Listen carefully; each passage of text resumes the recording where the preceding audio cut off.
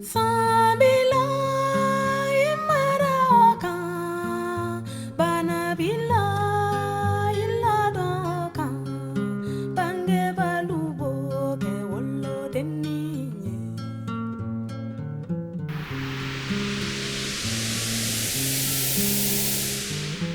Nous allons donc vous entretenir d'un problème extrêmement important qui aujourd'hui agite le landerneau scientifique et culturel africain.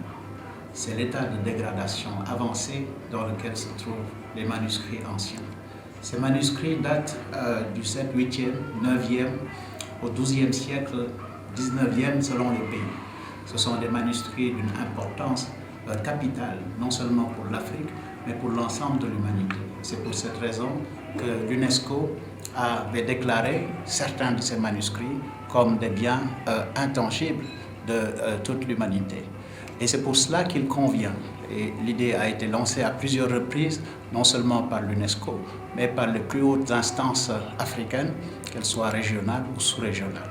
Il est temps aujourd'hui de tirer sur la sonnette d'alarme pour sensibiliser les autorités africaines en ce qui concerne l'urgence qu'il y a à agir immédiatement pour sauver de l'oubli des manuscrits qui sont presque détruits pour certaines parties et qui pour d'autres demandent à être immédiatement restaurés pour que les générations futures puissent bénéficier de la substance extraordinaire qu'elles recèlent.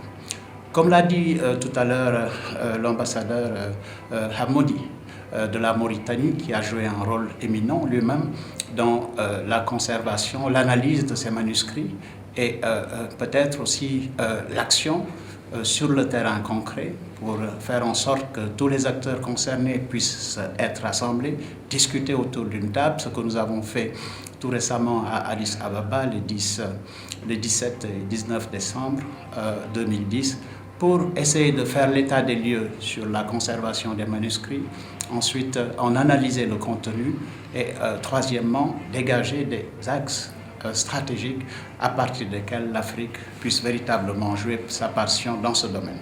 Pour être plus concret, il faut qu'il y ait, qu'on crée un institut africain de codicologie. Il en faudrait plusieurs, à mon avis, pour un continent de près d'1 milliard de personnes. Mais il faut bien commencer par quelque chose et l'objectif que nous avons, c'est de créer un institut africain de codicologie dont le siège serait à Tombouctou, qui est un siège central parce que le nombre de manuscrits que nous trouvons dans ce pays est inégalé ailleurs. Deuxièmement, il faudra très rapidement que l'on crée non seulement des chaires d'études de ces manuscrits, mais qu'on crée des passerelles qui puissent permettre dans différents pays, à travers différents mécanismes, de faire venir les jeunes, n'est-ce pas, recrues, les stagiaires, les étudiants qui vont travailler sur ces manuscrits et leur donner une durée de vie de plusieurs siècles, de 4 siècles peut-être, de sorte qu'on puisse, après les avoir conservés dans les meilleures conditions, également les analyser, amener les étudiants en master, les étudiants en doctorat, ainsi que les professeurs, bien sûr, à étudier ces manuscrits, à faire écrire des thèses, etc., sur le contenu fabuleux de ces manuscrits.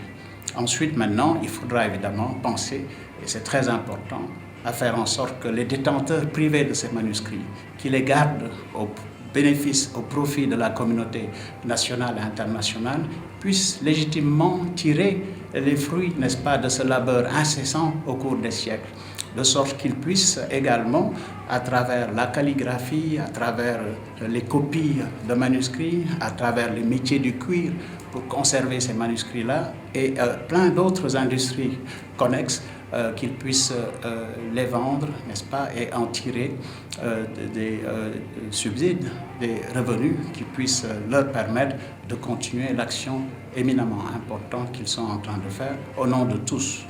Je crois que c'est ça les axes principaux du travail que nous avons entamé avec toutes les bonnes volontés. Mais encore une fois, je crois que l'urgence de l'action son étendue est telle qu'il faut absolument qu'il y ait une implication beaucoup plus grande, beaucoup plus musclée, j'allais dire, des États africains et bien sûr de toute l'intelligentsia africaine, parce que c'est une histoire, c'est une problématique qui intéresse l'ensemble des peuples africains.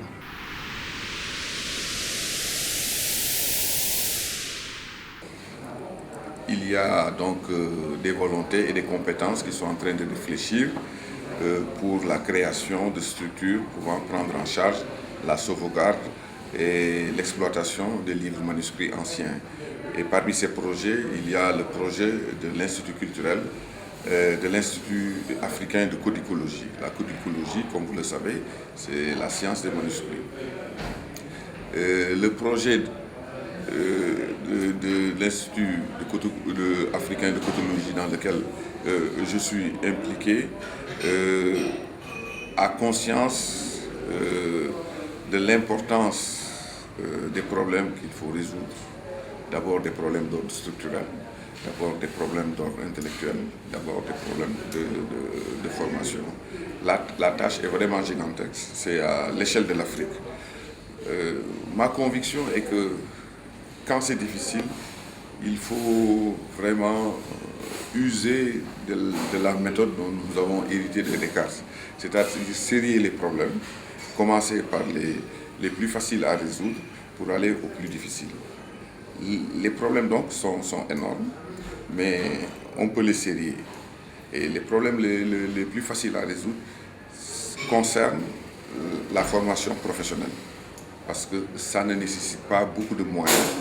Il y a un personnel qui est là, qui s'occupe des manuscrits, notamment dans les bibliothèques familiales ou privées, ou bien même quelquefois dans les institutions de l'État, et qui n'ont pas la formation professionnelle adéquate qui peuvent être exigées d'un travail de ce niveau. Il est facile de leur donner les rudiments de la conservation, et surtout de la conservation préventive, des rudiments des techniques d'inventaire et de catalogage en quelques semaines, étant entendu que c'est un travail de formation continue et qui doit être régulièrement renouvelé, parce que la codicologie, encore une fois, c'est plusieurs domaines de compétences. On ne peut pas les embrasser tous, mais on peut se spécialiser dans un domaine ou deux, et dans ce cas, la formation devient plus aisée. Le plus difficile, puisque je viens de parler du plus aisé, et tout est relatif bien entendu, c'est quand même de pouvoir organiser une recherche, du moins une formation qui doit aboutir sur la recherche.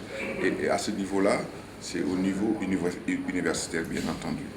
On ne peut pas du jour au lendemain créer un cursus de codicologie sans des précautions.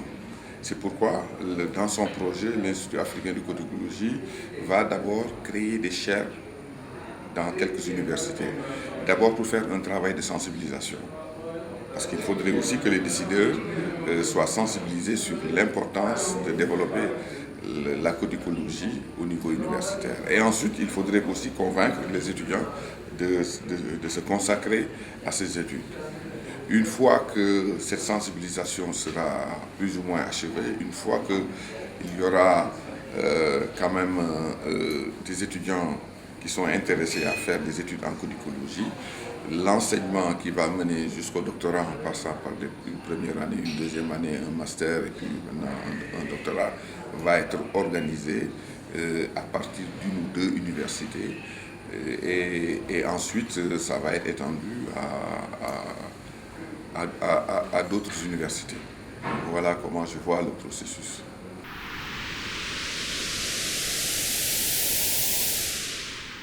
Notre ambition prioritaire